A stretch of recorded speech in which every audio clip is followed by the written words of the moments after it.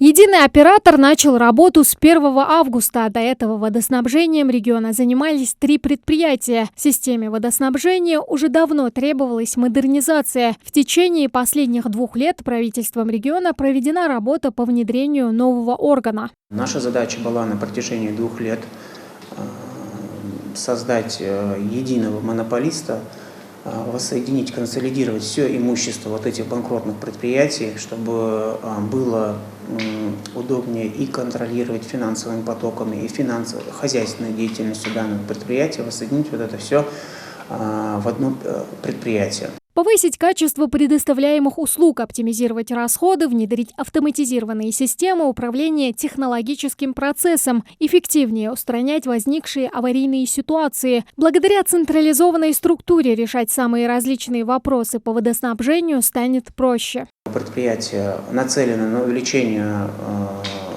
сборов за потребленные коммунальные услуги в целом в комплексе, также повышение эффективности деятельности водоснабжающей организации, обеспечение развития централизованных систем водоснабжения и водоотведения вообще расположенной на территории республики. Проблема с водой в регионе решается поэтапно. На водозаборах уже стоят новые насосы, меняются ветхие трубы. В пилотном проекте по стабилизации коммунальной сферы вместе с Ингушетией участвуют еще Дагестан и Северная Осетия, где единые операторы также уже начали действовать.